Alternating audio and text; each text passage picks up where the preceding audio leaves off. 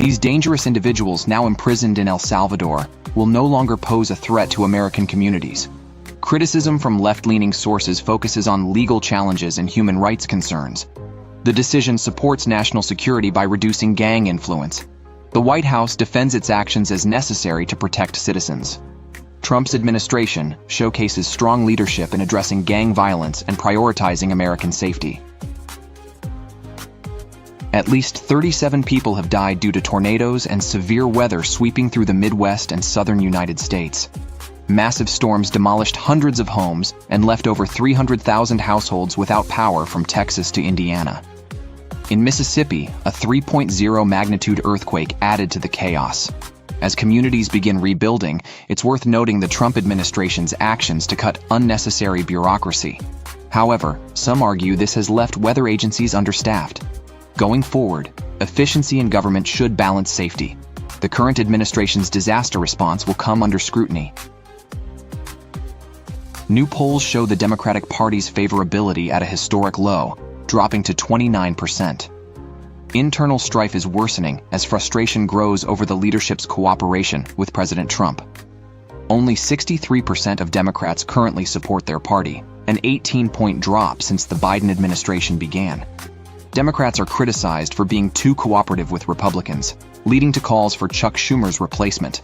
In contrast, Trump's approval rating has surged to 47%, while the Republican Party holds a 36% favorability rating. These numbers highlight a significant momentum shift towards the Republican Party. A devastating fire in a North Macedonian nightclub left 59 people dead and 155 injured. The blaze erupted at Club Pulse in Kokani during a concert by a local pop group. Authorities attribute the fire to pyrotechnics. Eyewitness videos show a chaotic scene as young attendees struggled to escape. The overcrowded club had only one exit, increasing the tragedy's scale. Authorities detained 15 people amid suspicions of bribery and corruption. The government declared 7 days of national mourning.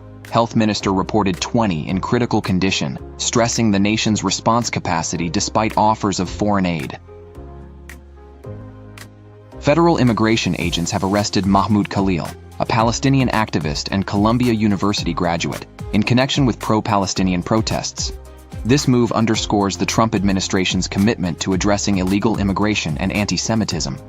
Homeland Security executed search warrants at Columbia, intensifying efforts to remove foreign participants in last year's protests. The Justice Department is investigating whether the university concealed illegal aliens, potentially violating civil rights laws. Secretary of State Marco Rubio revoked Khalil's U.S. residency, indicating further actions against anti-Jewish sentiment. International students and faculty express growing fear and apprehension about this crackdown. The Senate narrowly passed a government funding bill today, narrowly avoiding a shutdown. Democrats are in turmoil after their leader, Chuck Schumer, supported the Republican-backed measure. Many Democrats wanted to block the bill, arguing it gave President Trump too much control over spending. Frustrations intensified as the bill moved forward, with some Democrats calling out their colleagues' hypocrisy over the filibuster. In contrast, the GOP remained united, ensuring vital government functions continue. The bill now heads to President Trump for his signature, solidifying GOP success and discipline in avoiding a national crisis. Tens of thousands of protesters filled the streets of Belgrade on Saturday, opposing President Aleksandar Vučic's government. Demonstrations, led primarily by university students,